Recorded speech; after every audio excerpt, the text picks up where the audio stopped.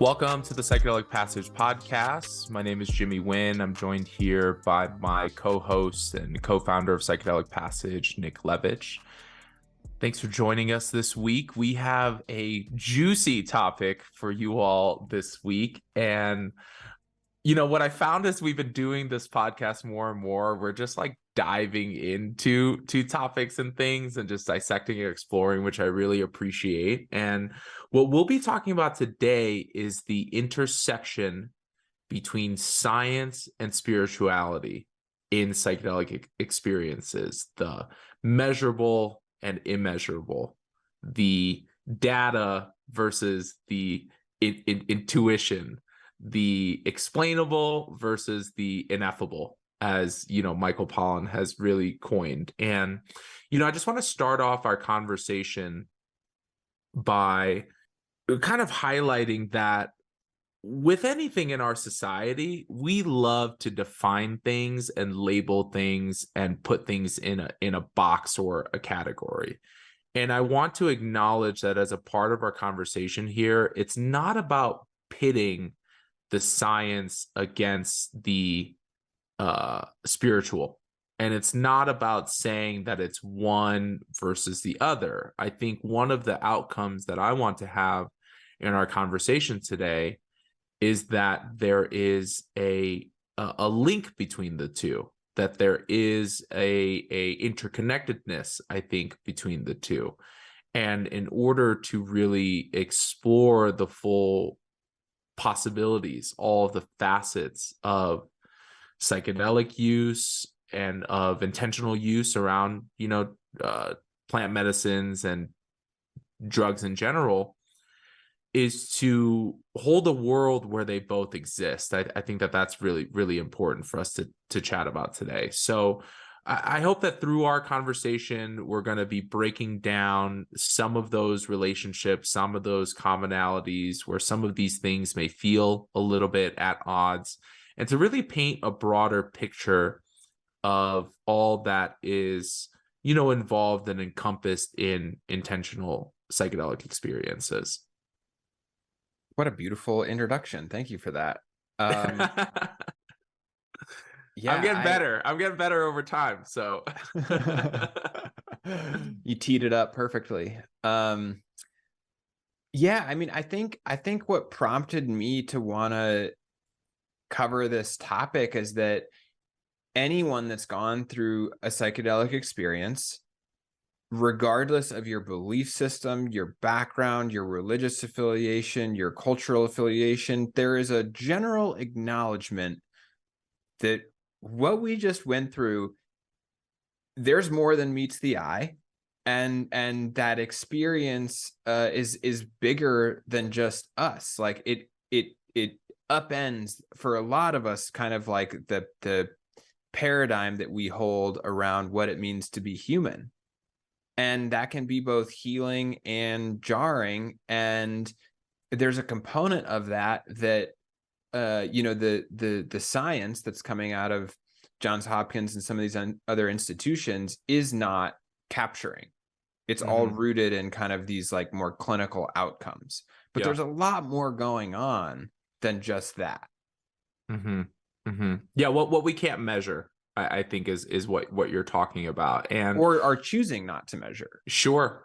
Yeah, it depends on our scope of the way that we're viewing psychedelics. How do we define it? What are the success outcomes? And if it's not checking off these things on a box, well, then is it deemed successful or unsuccessful? And this is pretty interesting because for many folks who are becoming psychedelic curious nowadays, they usually have a pretty directed intent or a pretty directed outcome, whether that's a mental health issue or whether that's moving past trauma or whether that's building a better relationship with themselves or finding more fulfillment in life. Like, people are pretty, clear to a degree, with a little bit of refinement, a little bit of discovery with the help of your support and your facilitators. People are pretty direct about it. Like, I had a client who, I think this encapsulates our conversation quite well. I had a client who was like, look, I'm not here for spiritual experience. I'm really just here for the neurocognitive benefit, for the neuroscience around this, for the, lowering of the default mode network to increase neuroplasticity in my brain and to, you know, um, uh, fire off more synapses and rewrite all that. I'm like, okay, I acknowledge that. And in the conversation that I had with this person, I'm like, look, what I'm about to share with you as far as this framework, this is purely strategic. What I mean is that if you only look at this in the example of this client from a neuroscience standpoint, you may be blindsided if it's not purely rooted in science in your experience. And so we had this conversation about just acknowledging the possibility that other stuff can come up, acknowledging the possibility that people do have spiritual experiences with psychedelics, acknowledging the possibility that they do have unexplainable parts that cannot be totally defined and rooted in science. And then with myself and this client, we arrived at a place, because I'm a ceremonialist, we brought an altar, we did our opening rituals, and we did all of that. And of course it required consent, between myself and that specific client. And then at the end of the experience, they're like, I'm so grateful that I at least put all of the stuff on my radar, because the experience that I went through isn't something that I could, answer in a survey or put on a chart or put on in a data point. And they were actually really grateful that they were like, okay, now I get it. This stuff is a little bit more interconnected than how they were siloing it in their mind about it just being, science and data. You know what I mean? Well, I don't know about you, but I was raised to think that if you couldn't see it, it wasn't real. Like the way that I was indoctrinated was like, just inherently materialistic. And I think that that's true for a lot of people that don't have a direct connection to something bigger than themselves. And that can be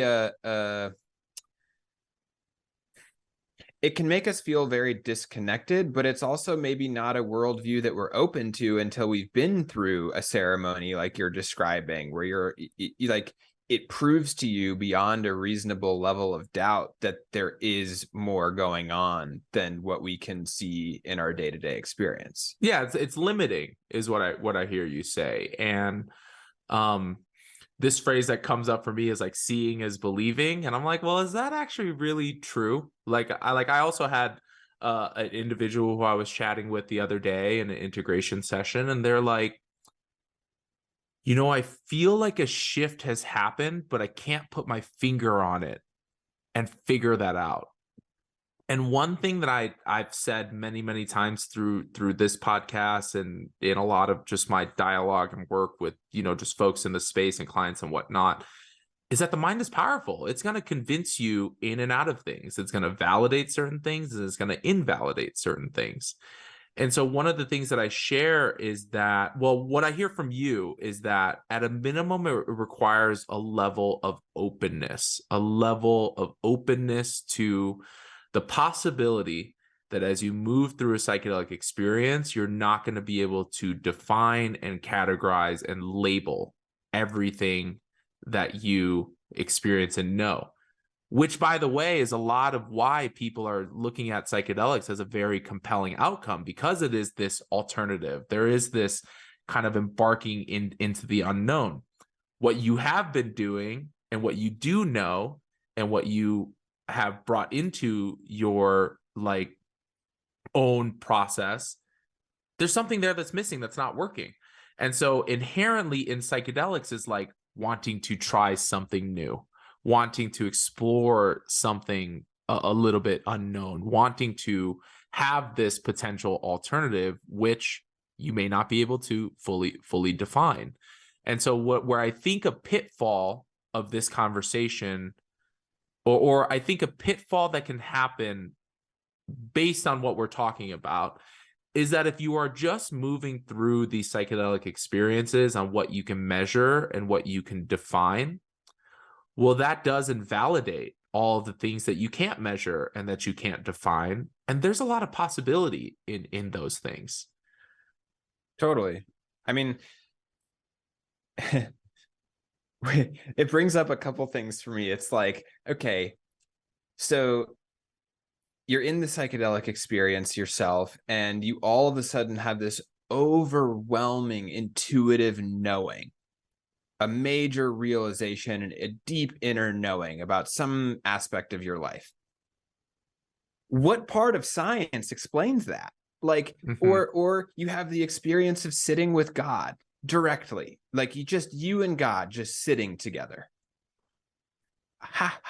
What measuring stick are you going to use to validate whether that's real or not? Or do you need science to validate that also? Right. Is does any data or science or brain scans or anything that could happen during that experience either validate or invalidate that lived direct experience that you had, and that's where, I talked a lot to folks a lot about, like, this is a process that's beyond the mind. This is really beyond what you can cognitively track and analyze and think. And there's a practicality to it. Of course, there's stuff that goes on in our body, there's stuff that goes on in our emotions, there's stuff that, is beyond just what's going on, like, between the ears. And I also think what I share about this concept of beyond the mind is that it is also more than what we can explain. And by the way, like I don't think Nick and I are here to have our listeners believe in a higher power, believe in XYZ. Like, what you believe is what you believe.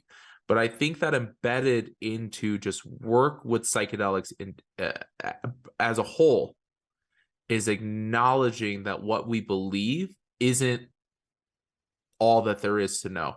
Like, it isn't the whole enchilada. I mean, by definition, it's consciousness expansion. And so we can have a certain worldview associated with our certain level of consciousness. And as that awareness, that consciousness grows, our worldview then also expands. And so perhaps the point of this discussion is to leave room for that expansion and that expanded worldview or altered worldview. And the other thing that we're touching on is this whole concept of non-duality. It's not this business of, is it science or is it spiritual? It's both.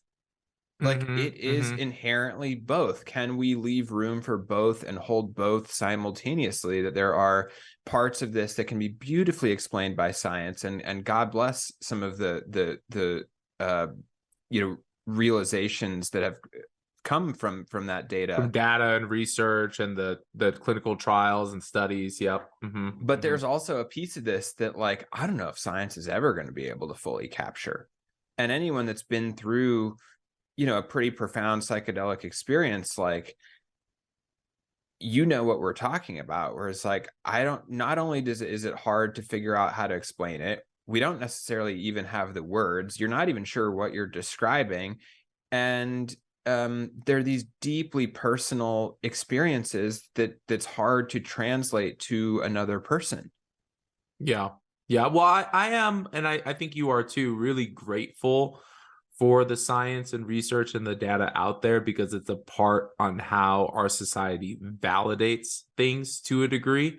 And then what I also hear you saying is that it's not just that. It's not just data and outcomes. And it is somewhat of like a chicken and egg thing. I think that there was a study that got put out a couple of weeks ago that kind of refuted the neurochemical imbalance theory that is the cause of a lot of mental health issues. And what I immediately thought about was, okay, that study is trying to define, like, the root cause, right? And the narrative, or I guess what it posits is it the serotonin or dopamine or other neurochemical imbalance that then causes depression and anxiety?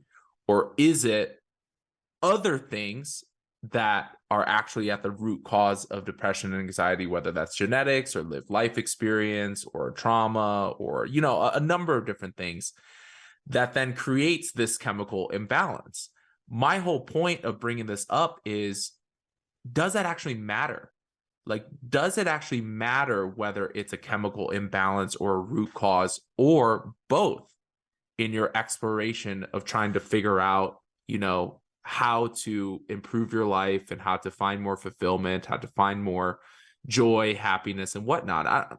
I guess what I'm saying is those factors are important, but if we wrap ourselves around the mental exercise on trying to pick the thing apart, if we define it's just a chemical imbalance, then that closes the door on a lot of different other opportunities and modalities and alternatives that we can explore to heal.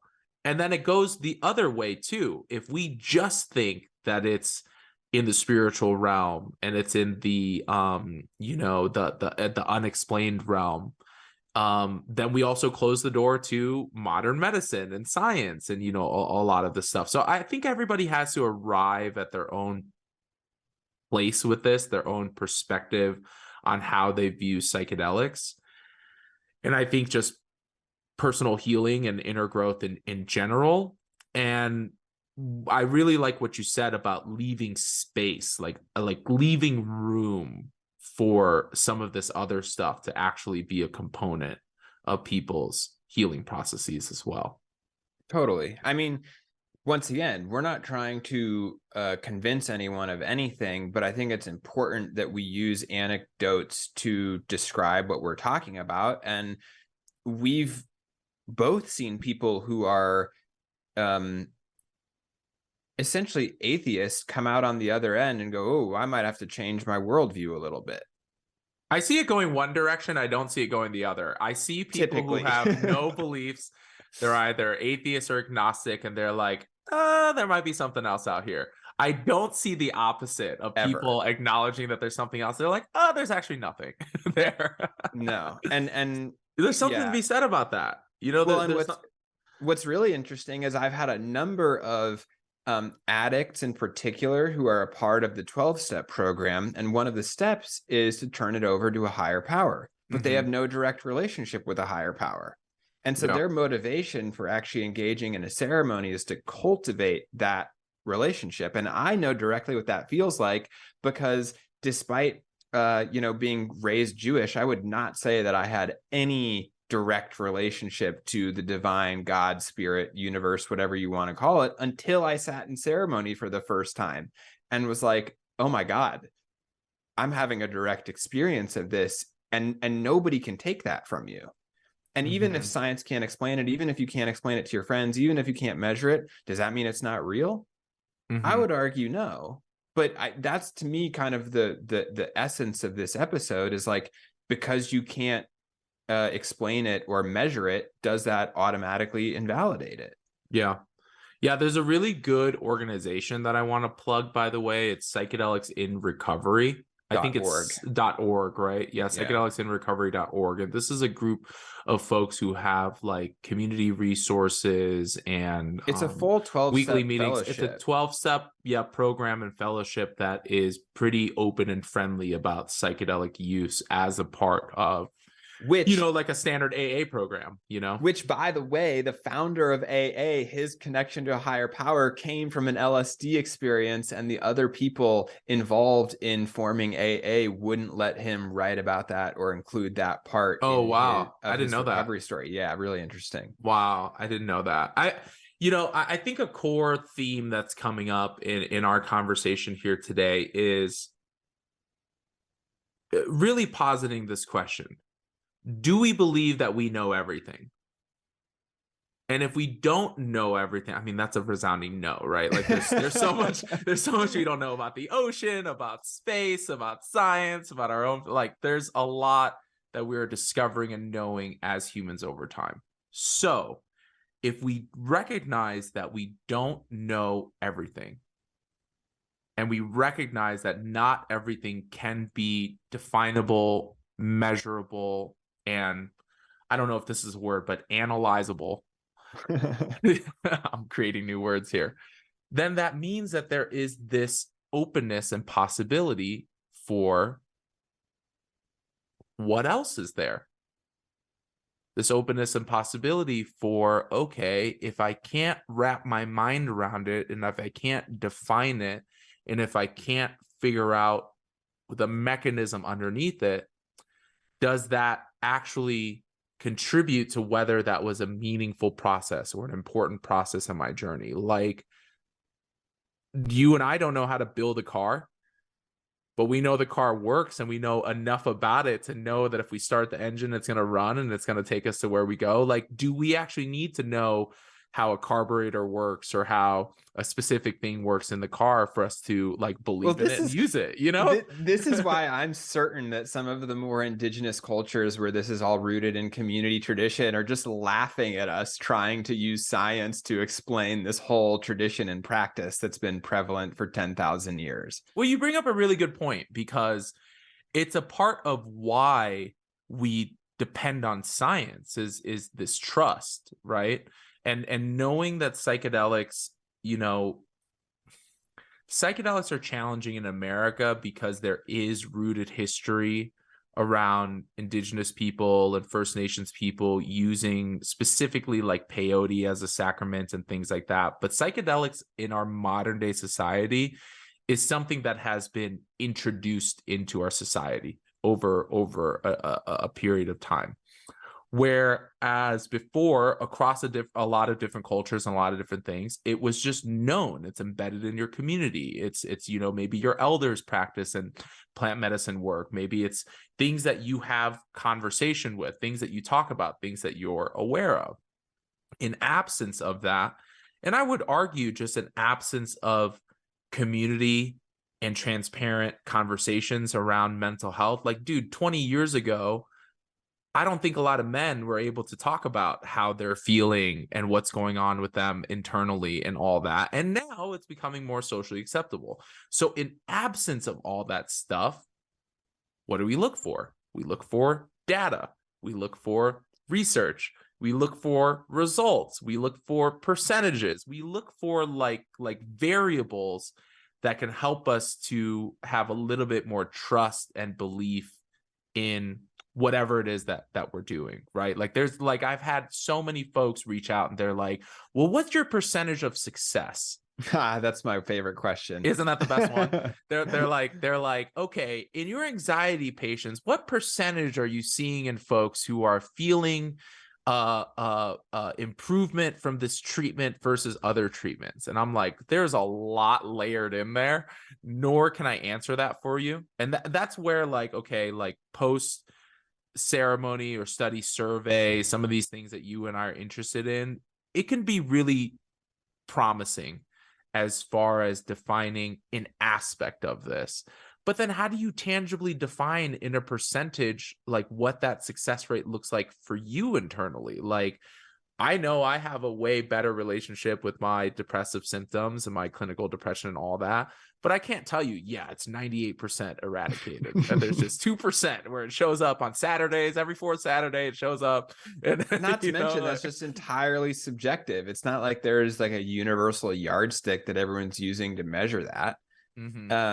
But you know, I think where we're arriving, and part of this discussion is just that if we're going to assume that the default mode network is real and the scientific method of action is real and the chemical changes and neuroplasticity that happen in the brain is real, then I think we also have to assume that the energetic component is real and the intuitive component is real, and the parts that can't be measured currently because of you know, technological limitations or whatever else are also real. And so you know, it's this ability to approach the experience with an open mind and be willing to integrate whatever comes up that actually leaves room for some of these shifts in perspective to take place. One of the takeaways that I hear from you is that you don't have to define and explain everything for there to be benefit. Right. And you don't have to change your belief system. Right. Like inherently, like we've worked with people of all different religions that still they're able to basically hold it all within that worldview, but they see the mushrooms as being from God as well, or whatever the case is. And so like this has nothing to do with religion as far as I'm concerned. This whole discussion, it has to do with the acknowledgement of that there's more that's going on than meets the eye, or that we can explain cognitively. And by the way, we are a over intellectualized culture. Everything is rooted in being able to explain things and knowledge and knowing, and whatever happened to like feeling. Yeah, features, benefits, outcomes, all this stuff. And yeah, I mean, we've worked with folks of various religious backgrounds, non-religious, beliefs, from different political views, different, jobs and stations in life, different socioeconomic, backgrounds, different, ethnic and racial, backgrounds. So there holds this commonality across all of it, that at the end of the day, we're just humans trying to be better, regardless of whether that's, XYZ mental health, or how you show up in life, or you got a job decision coming up. We're just all humans trying to be better. And if we hold a place that we as humans don't know everything, then that opens up to the possibility that, okay, there is maybe an experience that maybe I can't define it. Maybe I can't, categorize it. But that doesn't mean that it's any more or less important or impactful to that pursuit of a human just trying to be better. And so let's get tangible for our listeners here. What are some of these examples in either ceremony or prep or, integration that is important to share? I'll start with one. So I like what you were saying about, like, we're not here to convince anybody of beliefs, religion, doctrine, or dogmatic principles, anything like that. I'm always very thoughtful and careful to allow the client to lead first before we have conversations about, like, energy or, anything like that. And what came to mind was this, one client where we weren't talking about this stuff at all. We weren't talking about the more like woo-woo aspect of this. We were very tangibly talking about this, self-inventory process, this awareness, this observing, being in the present moment with the experience. And then as they moved through their experience and afterwards in an integration session, they were like, yeah, I couldn't explain it, but there was this energy that was coursing through my body, and I could tell that it was trying to release in some way. And I could tell that it was like trying to like escape my body somehow. And then we had conversations about what that felt like, where in their body. Was that all over? Was that in certain places? Like, how did that feel? All of that stuff. So that's one that I would put on that list, is a lot of folks report this like energetic kind of component of this, either moving through them or that they're like welling up and releasing. And I don't know if we can better define like energy for folks. I know that that's a little bit of like a loaded term. It's more than just like calories, for sure. But Yeah, that is something that comes up for folks. Yeah, but okay, so like for anyone that's like, well, I don't know if I believe in energy or whatever, it's like, okay, well, I think every single human has had the sensation of walking into a room and knowing something is wrong, or feeling icky, or feeling like you want to leave, or like, how do you explain that? Like, there is some sort of energetic component going on there. how you want to define it or believe it or fit it into your worldview is totally up to you. But I think we have all had that sensation where our body goes, something's not quite right here, even if I can't figure out cognitively what it is. Mm-hmm. Especially around people, right? Like you meet somebody new and you know within a couple minutes, oh, this is a person that I want to be around more. And then there are people who are like, I need to get the fuck away from these people, also. You might not be able to explain it. You might not be able to define it. It might not be rooted in anything, but we can acknowledge that everybody has felt that at some point. Sort of sensation, some like sort, that. yeah. So what are some other things that like are in this like unexplainable, intangible, ineffable, category? Oh my God. All right. I mean, the experience of being everything and nothing simultaneously, the experience of dissolving into everything, nothing, sitting with God, the presence of the divine, communing with loved ones or spirit guides who have crossed over. What else? Like quite literal, like death and rebirth kinds of things where physically everything's fine, but on a mental, emotional level, there's a full death and rebirth process. We touched on the kind of intuitive knowings. Yeah, the sensory inputs is a pretty tangible one here too. Like a lot of folks report like closed eye visuals and even open eye visuals. The word kaleidoscopic has literally shown up in every single one of my ceremonies this past month. And this is kind of the point. If you spend all your time trying to dissect and analyze why you're having closed eye visuals, it takes you away from being in the experience of having closed eye visuals. Like that's kind of the whole point that I want to make, where it's just in the present experience of things. And then you got time to unpack and analyze and see if there's any relevance or value to that. By the way, you decide. You can have closed eye visuals and they could mean nothing to your experience. You can have closed eye visuals and it can create some connection to some memory or something in the past. Like it doesn't always have to end up as this big epiphany or this thing for every single thing that you experience in your psychedelic trip. But what I'm trying to move people away of is this instant categorization of things. And we humans do that, by the way. Like we're here to survive and achieve homeostasis. So if we see a threat, we want to categorize it as a threat so we can stay away from that experience or person or thing or that dangerous situation. So it's embedded in our survival to try to size things up, to try to categorize things, to try to label things, to try to view threat or non-threat.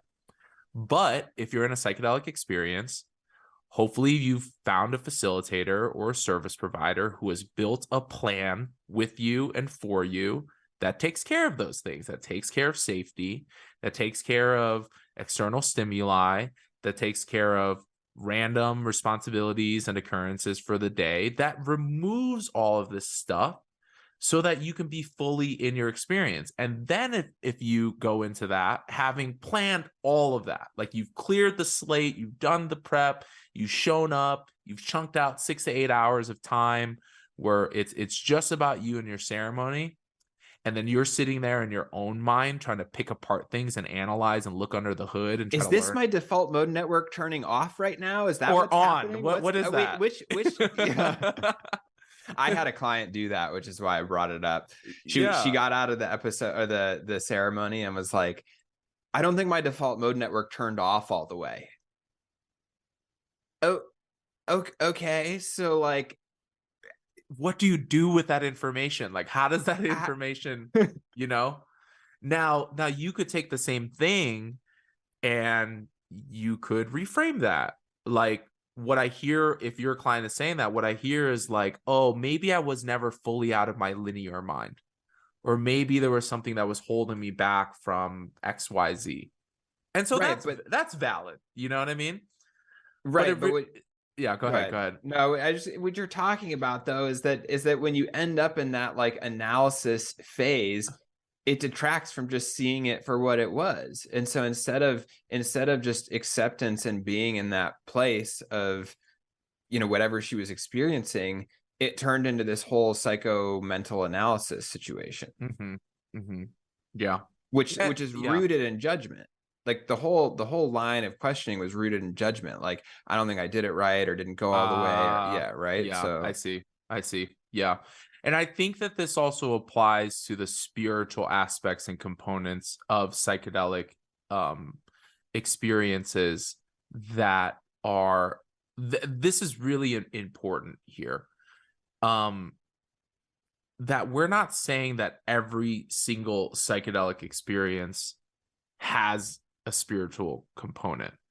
What we're saying is that there is the potential, and that you behoove yourself to be open if that does come up for you in your psychedelic experience. Because as you were just describing with your client, it's about allowing all of the doors to be accessible. Because the moment that you start to analyze and start to pick apart things, you're closing doors and you're locking them. I'm talking about this metaphorically, obviously, in the exploration of the self through psychedelic use. And so if you lock that door behind, well, this is not tangible, this is not data driven, this is not whatever, then you close yourself off to that potential. Well, and so, yeah. Yeah. Well, what I want to highlight is that for folks who are closed off to that potential, and then they maybe do have a ceremony or an experience that results in an ineffable, perhaps more spiritual, or just unable to put your finger on type of experience, that's what can often lead to that spiritual emergency type situation. Sure. Because they don't know how to hold it. And so for those of you who are unaware of what that is, we've recorded an episode previously on all about spiritual emergence and emergencies. And it's that willingness to stay open to a new expanded state and worldview that allows this whole thing to function. Not your facilitator telling you how to look at it, but just a little bit of malleability in your own being and curiosity around what may shift for you. Yeah, I hear that it's about challenging your beliefs and the openness that your beliefs are not all defining to your life. Now, there are some core principles, values, and beliefs that are immovable, right? Like how we feel about our family, our values, whether it's, loyalty and work ethic, or honesty. There are some of these like core values and principles that I think are embedded in each of us to varying degrees. But it's about challenging what else is possible, because that's baked into the psychedelic experience. If you don't believe, you ask these questions to your clients a lot, which I really appreciate. Do you believe that change is possible? That's one.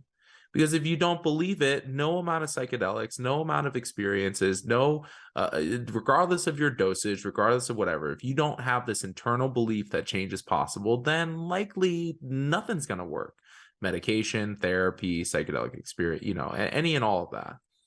And then the second part is, do you believe that you have all of the inner resources and all of the tools to navigate the experience, to take ownership over your own, healing process? And those are hard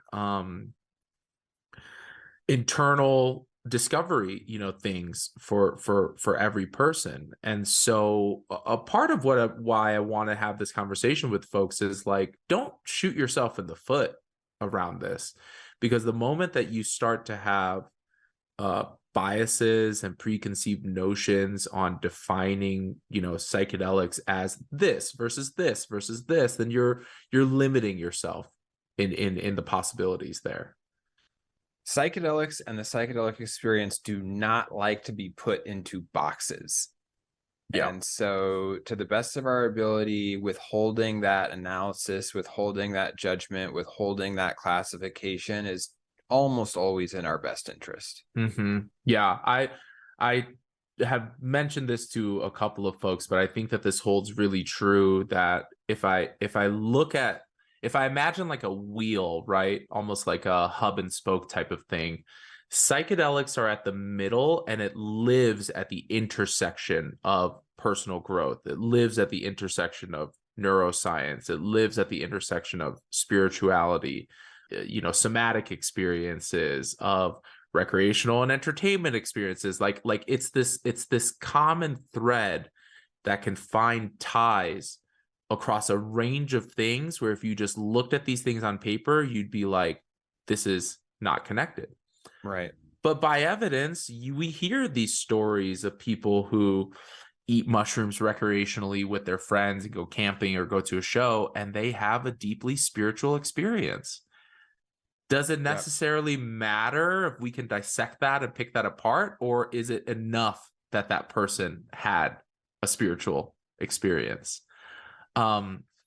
So I'm glad that we have this conversation, Nick. Is there anything else that you want to share with our, listeners here about this topic? I think we did a pretty thorough job. Yeah, and thank you to our listeners for going along with us on this topic that is, it's a little bit harder to have, a little bit harder to define, and I hope that you hear that we're, really taking a respectful approach to honor each individual's, beliefs and values and their worldviews, while also just inviting in a little bit of space for the unknown, a little bit of space for the mystery around these psychedelic experiences, because science has a lot of catching up to do. In our society, we're really just starting to uncover the possibilities and all of the different outcomes that can be had with psychedelic experiences. So that wraps up our episode this week. Thank you so much for listening. You can download episodes of the Psychedelic Passage podcast by going to cannabisradio.com or subscribing to the show on Apple Podcasts, Amazon, Spotify, iHeartRadio, wherever you get your podcasts. If you like the show, please give us a rating and a review, and we look forward to connecting with you next time.